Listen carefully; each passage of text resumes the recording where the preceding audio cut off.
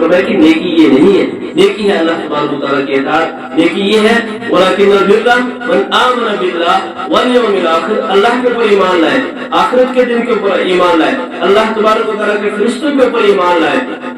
اس کی کتابوں کے اوپر ایمان لائے، اس کے رسولوں کو مان لے، یہ تو دل سے ماننے کی بات ہے۔ اور اس کے بعد معاشرت کے اندر انسان کو کیا کرنا ہے؟ فرمایا کہ وَآتَ الْمَالَ عَلَىٰ حُبِّهِ ذَوِي الْقُرْبَىٰ وَالْيَتَامَىٰ وَالْمَسَاكِينِ، مال کی محبت ہے، مال کی چاہت ہے، یہ دن رات اپنے مال کو کمانے کے اندر لگا ہوا ہے، کوششیں کر رہا ہے، جمع کر رہا ہے، بینک بیلنس دیکھ رہا ہے کتنا ہے، بہت محبت ہے مال کی، لیکن اس مال کی محبت کے باوجود اپنے اس مال کو جو ہے اللہ تبارک و تعالیٰ کے لیے کس کو دے رہا ہے؟ رشتہ دار اور اقارب کو۔ رشتہ دار اور اقارب سے وہ رشتہ دار مراد ہے جو غریب غربا ہو، ذوی القربیٰ والیتامہ یتیموں کو دیتا ہے، والمساکین مسکینوں کو دیتا ہے، وابن السبیل مسافر کو دیتا ہے۔ ایک مسافر تو ہم کہتے ہیں کوئی دور سے ہے اس کو مسافر کہتے ہیں، مسافر وہ ہے اگرچہ وہ گھر کے اندر مالدار ہو لیکن دور کہیں کسی شہر کے اندر ہے، اس کا مال و اسباب گم ہو گیا، اس کے پاس پیسے ختم ہو گئے یا اس کے وہ ضائع ہو گئے اور اس کے پاس اور پیسے آنے کی کوئی صورت نہیں ہے۔ آج تو بہت ساری صورتیں ہیں، ہم کسی کے اکاؤنٹ میں ڈلوا کر گھر سے تو نکال لیتے ہیں، لیکن اگر کسی انسان کی یہ کنڈیشن ہو جائے وہ مسافر کے اندر شامل ہوتا ہے، اس کو ہم زکوٰۃ بھی دے سکتے ہیں، صدقہ بھی دے سکتے ہیں، خیرات بھی دے سکتے ہیں، اور اسلام نے کہا کہ اس کی مدد کرنا بھی نیکی ہے۔ فرمایا کہ وَآتَ الْمَالَ عَلَىٰ حُبِّهِ، مال کی محبت کے باوجود یا اللہ کی محبت کے اندر، دونوں چیزیں حُبِّهِ سے دونوں مراد ہے، مال کی محبت بھی ہے اور اللہ کی محبت بھی ہے، کہ اللہ کی محبت کے اندر وہ اپنا مال لٹاتا ہے، رشتہ دار غریب ہے، ذوی القربیٰ اور یتامہ یتیم مسکین وفی الرقاب، اور کوئی غلام ہے اور غلام کو پیسے دے رہا ہے تاکہ وہ اپنے مالک کو دے کر آزاد ہو جائے۔ اور پھر رقاب کی دوسری تفسیر ہے کہ جس کے اوپر قرضہ ہے، بہت زیادہ قرضے کے بوجھ کے اندر دبا ہوا ہے، اس کو بھی یہ اپنا مال دیتا ہے، وہاں پر بھی اپنا مال خرچ کرتا ہے۔ اور اللہ تبارک و تعالیٰ کی محبت کے اندر اور مال کی محبت کے اندر انسان جو اپنا مال خرچ کرتا ہے، یہ نیکی ہے۔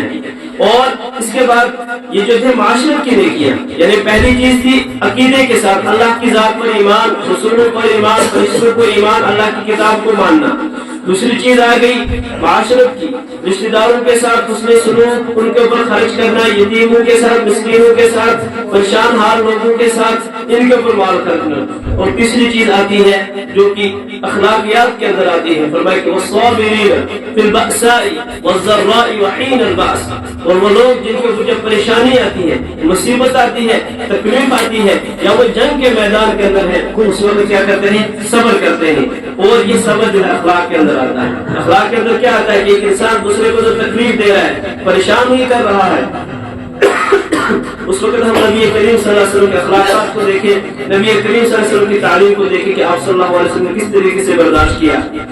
کتنا صبر کیا۔ فرمایا کہ یہ جو لوگ ہیں والصابرین فی البأساء والضراء وحین البأس اولئک الذین صدقوا، یہی لوگ سچے ہیں، واولئک هم المتقون، اور یہی لوگ متقی ہیں۔ یعنی رمضان کا پیغام میں اس کو وہاں سے یہاں جوڑنا چاہتا ہوں کہ رمضان کا مقصد کیا ہے؟ لعلکم تتقون، تاکہ تم پرہیزگار بن جاؤ، اور پرہیزگار بننے کے لیے یہ چیزیں کرنی پڑی، اللہ کی ذات پر ایمان ضروری،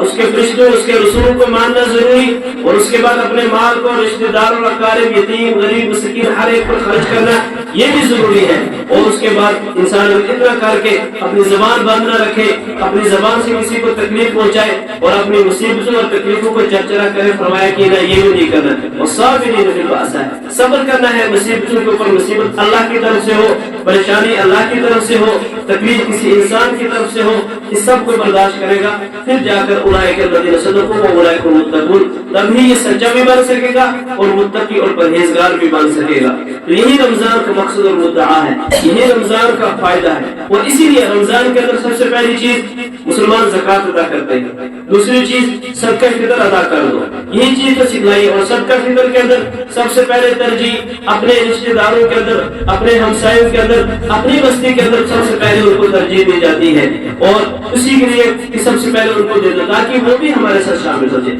یعنی رمضان مبارک ایک برابر مکمل جو قرآن پاک کی تعلیم ہے اس کی پریکٹس کا مہینہ ہے۔ ایک ڈاکٹر 6 سال 7 سال 8 سال پڑھتا ہے، وہ MBBS کر کے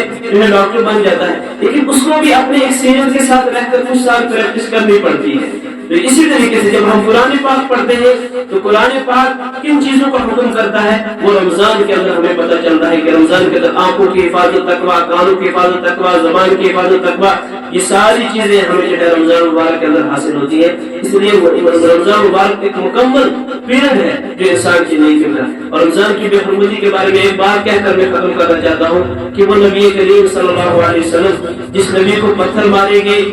پاؤں لہو لہان کیے گئے، اس نبی نے اس امت کے لیے کبھی بددعا نہیں کی. جس کے چاچے کو شہید کیا گیا، جن کو اپنے گھروں سے نکالا گیا، تکلیف دی گئی، کبھی بھی اس امت کے لیے جو ہے نبی کریم صلی اللہ علیہ وسلم کے لیے بددعا نہیں کی. لیکن مشہور روایت کی نبی کریم صلی اللہ علیہ وسلم نے 3 بددعاؤں کے اوپر آمین کہا تھا، اور اس میں ایک بددعا یہ تھی کہ جو رمضان مبارک کو بے قدری کے ساتھ گزارے، جو رمضان مبارک کو پائے اپنی مغفرت نہ کر سکے، حضرت جبرائیل نے کہا وہ ہلاک اور برباد ہو. نبی کریم صلی اللہ علیہ وسلم نے کہ آمین. اس کی اہمیت کو دیکھیں رمضان مبارک کی. کسی کی حاجت، ضرورت، اس ساری چیز کا شریعت اسلامی نے خیال رکھا ہے. لیکن اگر کسی کی مجبوری ہے، پریشانی ہے، وہ سر عام نہیں کھا سکتا، سر عام جو ہے نہیں پی سکتا، وہ رمضان مبارک کے احترام کی جو ہے مخالفت ہو جائے گی. کل ہم نے دیکھا کہ کس طریقے سے منڈی کے اندر وہ ایک شخص جو ہے ہینڈل کھا رہا ہے سب کے سامنے، ایک کچھ دور کھا. تجھے کوئی بھی پریشانی، تجھے کوئی بھی مرض ہے، تجھے اسلام نے جائز دیا، لیکن تم الگ اعلان میڈیا کے اوپر اس طریقے سے کیوں کرتا ہے؟ یہ رمضان مبارک کی بے حرمتی کے اندر شامل ہوتا ہے. اللہ تبارک و تعالی ہمیں کہنے سننے سے عمل کرنے کی توفیق